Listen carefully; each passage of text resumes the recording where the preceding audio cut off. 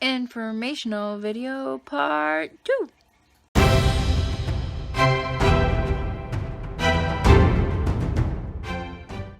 So as most of you already know, I had a giant hematoma on my left thigh, which I will show a picture of now.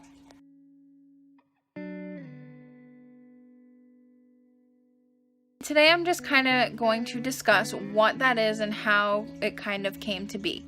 So if you don't know my story, I was involved in a car accident. My Jeep flipped over when I was driving on the highway because of black ice, and I was ejected from the vehicle.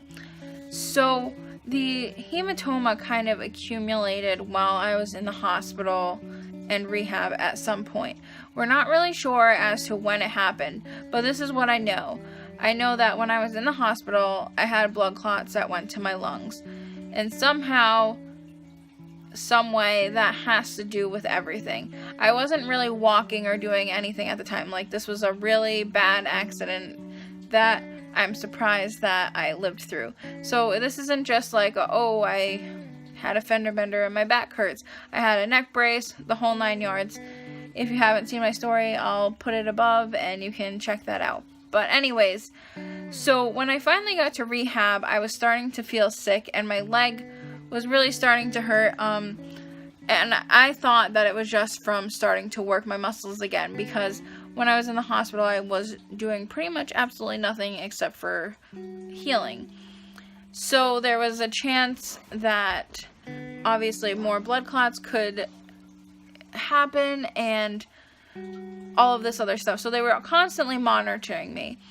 Then when I started to feel sick, I thought, like I said, that it was just from moving around. They told me no, my blood work was coming back, that my numbers were not quite right. So they ended up sending me back to the hospital. It resulted that I needed a blood transfusion and that I was bleeding to my legs. So I'm pretty sure at this time that was when the hematomas formed, but like I said, no one's really sure. They definitely got bigger over time. Well, I won't say they. The one on my left thigh definitely got bigger over time, and when I got out of rehab and was sent home, it definitely continued to increase. But no one really had answers for me. My primary care physician didn't have answers for me. The doctors that I had seen at the hospital that I went to, UMass, they didn't have anything. They just didn't have answers. They hadn't really seen anything of that size. When you look up hematomas on Google or whatever, there's a lot of pictures of bruising, and technically, I guess that's what it is. A lot of smaller hematomas are like bruising, and it's just kind of like a deep tissue bruise. And I mean, I'm sure if you look at my picture, you're gonna say that is not just a bruise. So they ended up sending me to a hematologist, and what he had said is there was a few things. Obviously, there's the fact that it could be just deep tissue bruising and like major fluid buildup. Another thing that could have happened is when I was ejected from the vehicle, the muscles could have shifted and different areas were getting filled with fluid, which were causing it to build up. So I was hoping that this was going to be good news, but because of the blood clots and everything, I was on blood thinners, the whole 9 yards, and they just really didn't want to touch it at that point. It was not a priority to them. So even though it was a priority to me, it was not so much to them. When I got off blood thinners, I was hoping that it would just go down on its own, because sometimes blood thinners can make situations like that worse. But once I did, it was still not going down. I tried wrapping it. I tried a few other things.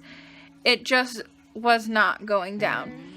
It wasn't until I had my thyroid surgery that my surgeon, who was from the same hospital, said, you know, once we deal with this whole thyroid cancer thing, I'm going to help you get rid of that hematoma. So that was good. They had to look into what was in my leg and make sure there wasn't anything that he had to be worried about. He found out that it was, just that large mass, and he just explained that it was a lot of fluid buildup that had turned into like a jelly-like substance. So it was pretty gross. But anyways, what he did in the surgery was he just made a large incision from pretty much the top of my left thigh down to almost my knee, a little, maybe an inch or two above it. And he just extracted that jelly-like substance, took away the excess skin, stitched it back up, which he actually had a really nice, like closure of it, I feel. And that was that. Now, some of the things that I've been experiencing since then, or that it did fill back up initially, not all the way to the fullness that it was before, but it filled pretty much back up. And that was one of the concerns of the first surgeon that I had met with, that he was worried that it would fill back up. So if you are looking into, if you have a hematoma and you're looking to get it removed, just know that that could be a concern, that if there is a space that large in your body, fluid will try to build back up in it. So this 2-week recovery time that I've had is going to be turning to 2 months as of next week. So there are complications, but if it is affecting your life, and the mass that was on my leg was definitely affecting my movement. I was not feeling myself. I still couldn't wear normal clothes. So if it is affecting your life, it is worth getting done, I think, if you can find a surgeon that will do so. Like I said, it was not the first surgeon that I met with. It was the second one, and he wasn't even looking at my hematoma. He was the one that was doing my thyroid. So just be open to seeing more than one person if you really want to get rid of a hematoma, if you have one. Other than that, I think that pretty much sums up my experience with this. I will say that ever since I got rid of it, I'm moving a lot better. So, I mean, I don't know if the one that if you have one, is on your leg, but if it is preventing you from doing or living your daily life, definitely look into seeing what you can do to get rid of it. Sometimes they do go down on their own. I do have one on my right thigh that's way, way, way smaller, and he said that should go away with time. So just see what your doctor has to say, as with anything. And if you don't like what you hear, feel free to go to more than one doctor, because I feel like it's great to get more than one opinion. But that's been my experience, and I hope that was helpful. If you have any more questions, please leave a comment below. If you liked this informational video, give me a thumbs up, and subscribe if you want to see more.